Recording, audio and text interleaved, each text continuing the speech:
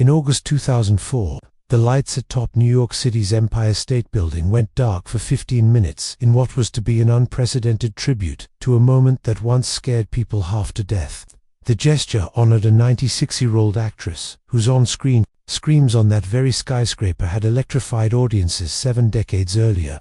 Fay Wray, the wide-eyed blonde beauty, immortalized as King Kong's captive, lived a life as towering as a giant ape that lifted her into movie lore. Here is a story of early hardship and Hollywood glamour, of a woman who became an icon of cinema horror, even as she weathered private tragedies and romance worthy of a silver screen melodrama. While she was best known as the screen queen who gave a soul to a gargantuan beast, Wray in fact had a prolific career and a personal journey filled with resilience, scandal, and a surprising second act. Welcome to Hollywood Mysteries. Music. Fay Wray was born on September 15, 1907, on a ranch near Cardston, Alberta, Canada, and she was one of 6 children. Her father was an English-born rancher, and her mother was American. The family's circumstances were humble and often unstable. When Fay was still a child, her father fell on hard times financially, prompting the family to move south to the United States, first to Arizona and later to Salt Lake City, Utah. There, Wray grew up in a poor Mormon household, experiencing a hard-scrabble early life. Tragedy struck early. One of her elder sisters died of influenza in childhood, a loss that made Fay's mother especially protective of her surviving daughter. Concerned for Fay's frail health and seeking better opportunities, her mother ultimately allowed a family friend, a photographer, to escort the photogenic 14-year-old Fay to Los Angeles in 1922.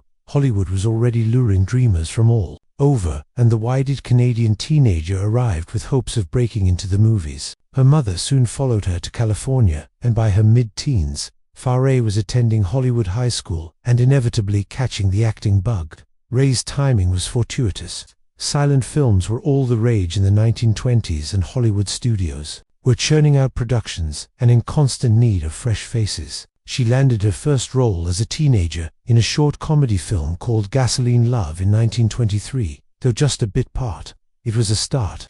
Over the next few years, Fay picked up extra and minor roles and steadily learned the craft on set. In 1926, her promise was recognized when she was named one of the year's Wampa Baby Stars, a promotional award that singled out 13 young actresses deemed most likely to succeed. Other Wampa alumni of that year included future luminaries like Joan Crawford, Mary Astor, and Dolores Del Rio. So Wray was in good company. The accolade raised her profile around town and soon led to a contract at Universal Pictures, where the fledgling actress found herself appearing in low-budget westerns and melodramas. She was now learning to hit her marks amid horses and cowboys on dusty backlots. Even as she paid her dues in those modest films, bigger opportunities loomed. In 1927, Paramount Pictures signed the 19-year-old Wray to a contract. True stardom would come with a visionary, if unconventional, project. Famed director Erich von Stroheim, an auteur known for his obsessive attention to detail, cast Fay Wray as the lead in his silent epic, The Wedding March. In 1928, it was her first major starring role, a part that would launch Wray into stardom. Despite the film's troubled fate, Wray played Mighty, a poor Viennese girl, romanced by a prince in the lavish melodrama. Winning the role had not been easy. Von Stroheim initially doubted Wray because at 5'3" she was too young and too tall for his taste. The director was barely any taller and loathed looking up at an actress, and she was naturally brunette when he envisioned a blonde. The young actress, determined to impress, showed up to her audition with her hair piled high and wearing her finest, dressed to appear older and more sophisticated. Still unconvinced, the demanding von Stroheim put her through a grueling series of screen tests and even brought her to tears. Before finally giving her the part, it was worth it. Under von Stroheim's exacting direction, Fay blossomed. She later recalled being in awe of the director's artistic rigor.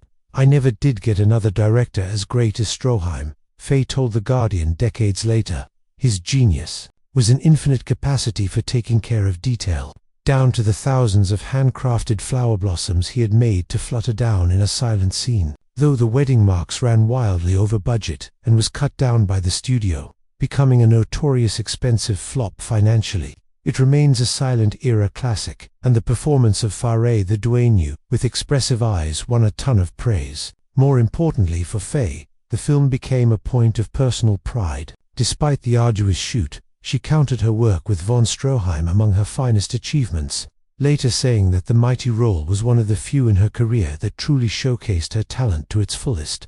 Before I get any further into Fay's dazzling rise, I'd like to show you all the range of shirts I now have available in the Hollywood Mystery Store. All the shirts are designed in-house and are completely exclusive to Hollywood Mysteries. You won't see these anywhere else. So, if you're wearing one, it'll be something a little special. I have designs featuring quite a few silent-era stars such as Louise Brooks, Gloria Swanson, Rudolph Valentino, and Paula Negri. You can find a link to the store down in the description and also on screen now. Every sale is a huge help to the channel, and I love seeing the messages you send with the purchases over on the site. Thank you so much to all of you who have purchased one. Feel free to check it out and grab some unique Hollywood merch. And finally, don't forget to check out the Hollywood Histories podcast series over on Patreon and in the YouTube members area. I've got an upcoming episode on the filming of King Kong to look forward to, and there are already fascinating episodes I've recorded about the murky history of the owner, William Randolph Hearst, notorious blood-stained yacht that had quite a life, the 30 screenwriter who was reportedly recently reincarnated as a toddler, and the amazing development of silent-era movie cameras. If any of that sounds appealing, why not sign up for the 1-week free trial on Patreon and see if you enjoy the new extra episodes. Thank you so much to all the Patreon supporters and YouTube members. It makes all the difference. Now, let's get back to Fay Wray and her tall, dark leading man. Around the same time her Hollywood career was taking off, Fay's personal life was undergoing a plot twist of its own. In 1928, at just 20 years old, she married a rising screenwriter named John Monk Saunders. Saunders was dashing, highly educated, a Rhodes Scholar, and talented. He wrote the story for Wings, the World War I aviation drama that became the first film ever to win the Academy Award for Best Picture. To outsiders, the pairing of Wray and Saunders looked like a golden Hollywood union between a beautiful starlet and a brilliant writer. They even collaborated professionally.